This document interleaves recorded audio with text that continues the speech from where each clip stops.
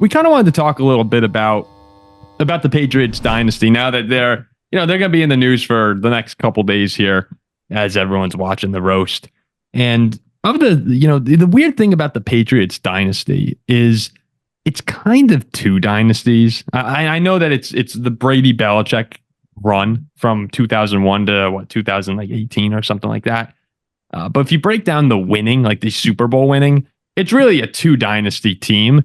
But if we're going to go back and encapsulate the entire near 20-year run that they had together, if we had to pick the five most important people of the Brady Belichick dynasty, who would it be? And it's really tough because there's so many. And from the first team, there's so many defensive players, and it's hard not to pick one of them.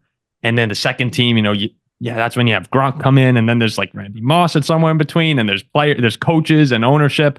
So Ziggy, why don't we go to you first?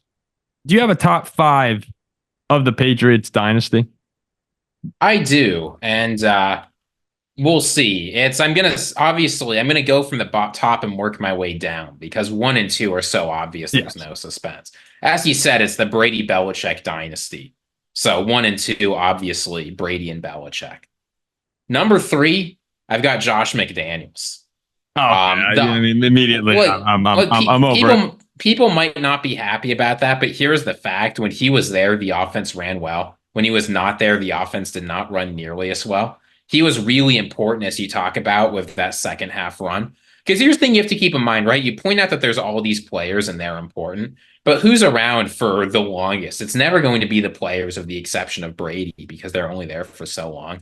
Coaching matters a whole lot, which is why number 4 is not a player, but is Dante Scarnecchia.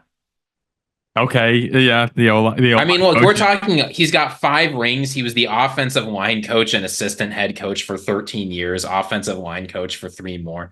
Look, it's great to be Tom Brady, but Tom Brady's not one of those guys like Patrick Mahomes or Josh Allen that can avoid sacks by running around the field. Brady needs a decent offensive line to keep him safe. And the fact that you had excellent offensive line play consistently for almost 16 years with him coaching, really important. Then number 5, you're right. I got to put in a player at some point. Adam Vinatieri. Okay. Because people forget, right? In that first run, he made 2 game-winning field goals in the regular season. He made the field goal that set up the tuck rule. He made 2 Super Bowl winning field goals as the time expired. Like, this is a guy who, in a lot of moments, there aren't a lot of clutch kicks in the NFL in the Super Bowl. He has 2. If he misses those kicks, the Patriots probably have 2 or even 3 fewer rings. Yeah, so I've been at Vinatieri at 4. Yeah. It's, Vinatieri is one of those guys who gets forgotten. I think if he had done what he did in the second half of the dynasty, people would remember. But, your first 3 Super Bowls, you know what the combined margin of victory was for the 9. Patriots? Yeah, 9. 9 points. And you've got a kicker who's clutch and makes the kicks you need. That's irreplaceable. It's totally funny. agree. It's funny too because you could have these lists. So we'll go to Jack next, but you could have these lists. And I texted a few friends who are Patriots fans, and I said, "Hey, we're doing this on the show tonight. I'm just curious where your guys' heads are at." And everyone had different lists. Like there's just so many people who are part of this that it depends what you value too. It depends. Like it could be personal bias is 100% a part of it as well. Where Ziggy is going to be heavy coaches. My guess is Jack has one coach, being Belichick, on the list. He might not have Belichick. He might not be on the list. Okay, go ahead, Jack. He's not on my list. You want to go 1 to 5 or 5 to 1? I'll go 1 to 5 because 1's Brady. Okay. 1's Brady, 2's Gronk, 3's Julian Edelman, 4's Vinatieri, and 5's Tedy Bruschi. Jack's the only person in the Brady Belichick dynasty who would not have Bill Belichick as a top 5 important figure. I don't think head coaching matters that much. So I'm curious, it's interesting you put Tedy Bruschi there. Why not Troy Brown? I don't know who that is. Troy Brown is the receiver who also played cornerback during the first run. Yeah, but the thing is, I guess was like earlier. We were younger then. Yeah, you're forgetting that. I wanted to put in a defender too. I had 4 offensive players. All right, let me get a defender in here, and Bruschi, in my eyes, is one of the better defenders they've had. So I'm just saying, you know how the Patriots got to the Rams Super Bowl was Troy Brown putting up a punt return touchdown and 130 receiving yards. Oh no, the dude was crazy. I think it was 04, right? I believe it was 04 too when he got put at corner. He played cornerback 3 picks. He's a receiver. And he was good. Yeah, a receiver who was who has actually moved to cornerback by Belichick one year because they were running out of cornerbacks. I threw in Gronk and Edelman. They're my weapons. So I wanted to even it up a little bit. Look, the people that I was reaching out to, and we're definitely going to have some bias towards the later teams because that's who we saw. They had a lot of them at Edelman at like 6. It's a little high for me for Edelman. I think he was a great player. Edelman's top 5. Oh, he had some huge moments, but he doesn't crack my top 5. No. When I think of Pat's dynasty, 3 people come to mind immediately. It's Brady, Gronk, and Edelman. Well, yeah, but that's the second part of the dynasty, though.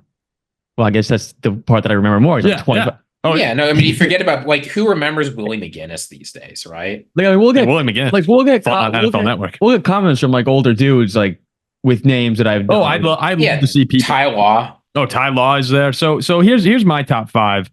I have Brady at 1 and then Belichick at 2. I know a lot of people have Belichick as number 1 on the list, but I just have to put having him on the list is outrageous. No, it's outrageous. It's insane to not have him on.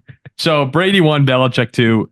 This is where I put Gronk at 3, and Gronk being at 3, he didn't even play in one of the Super Bowls. I don't believe he played in the Atlanta game, so that hurts the case a little bit. But had a huge catch against the Rams, and he was just the guy post Randy Moss. Like if you were to say over the course of Brady's career, who was the guy, it was Gronk. And he kind of almost redefined the position for a little bit when he played.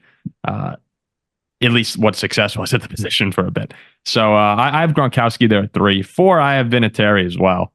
Because I'm just thinking, how many kickers can you think of that you go, oh yeah, like key to that run? Not too many. There's not too many kickers who are well known in football history. Sean Sweetson, that's about it. Yeah, Sean Sweetson. But that kick, the 45-yarder against the Raiders in the snow, to basically kickstart the dynasty. 2 Super Bowl kicks, like you said, Ziggy. It's weird to have a kicker on the list, but when you made the amount of clutch kicks Vinatieri did, leaving him off feels wrong. And then 5 here could have gone a lot of ways. Actually, Dante Hightower, a lot of people, or I was looking it up before the show, you forget how many huge plays Dante Hightower made. I was debating him or Bruschi at 5. Oh, yeah. I mean, Hightower, it's each Super Bowl. I think he had the sack on Ryan, the fumble, the stop on Lynch that right before the Malcolm Butler interception. But I wound up also going with Tedy Bruschi, who some people didn't even have in their top 10 on lists. There's great football minds. Ty Law, I actually probably was the best player of those defenses, but I think Tedy Bruschi was just like, he embodied the Patriot way. Him and Willie McGinnis, and Bruschi, an all-pro, second team all-pro, I think twice. Just a great player, great leader. And when you see Bill Belichick call him, the perfect player, to me, that was just someone who always jumped out. I saw him when I was younger, towards the end of his career more. But Tedy Bruschi to me would be number 5. Again, you could just go through here. I've got a defensive player at 6. Who do you have? Mo Lewis. I would not have Mo Lewis in my top 10. I don't think. 6 for me was Wes Welker. Oh, Wes Welker. Wes Welker doesn't belong anywhere near this. You can't. You're not putting Mo Lewis in your top 10 of most important players for the Patriots dynasty. Players / coaches, probably not. How else is Brady seeing the field if it's not for Mo Lewis taking out Bledsoe? Because he's not on the team. Yeah, think of how incredible that is. He's one of the most important players of the Patriots dynasty. You put Drew Bledsoe in there too. Also, McCourty's up there also. There's so many guys you could go. But we didn't even say Rodney Harrison's phenomenal. Vrabel, phenomenal. Who else is on this list here? You had Josh McDaniels. Who else do we have? Actually, I always liked. I don't think he belongs in the top 10, maybe right outside. But Deion Branch was great. Randy Moss would be there if he had won anything. You just never won with New England. You can't forget about Matthew Slater. Slater was awesome, but I don't think he doesn't belong there, but you can't forget about him. Who is the center? The center? Or Brady never touches the ball once if he doesn't get snap from the ball. No, I think he's probably number one. I mean, just some great teams though.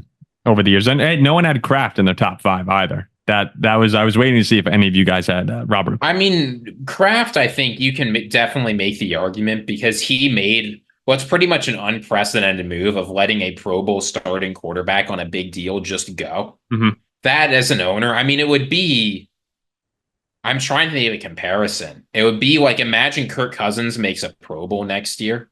And then they just actually, that's not even the same because Bledsoe would just, We've never really seen anything like that. It would be like, who is like Spencer Rattler. I'm trying, you know what it could be? It would be like, had Garoppolo been playing at a Pro Bowl level.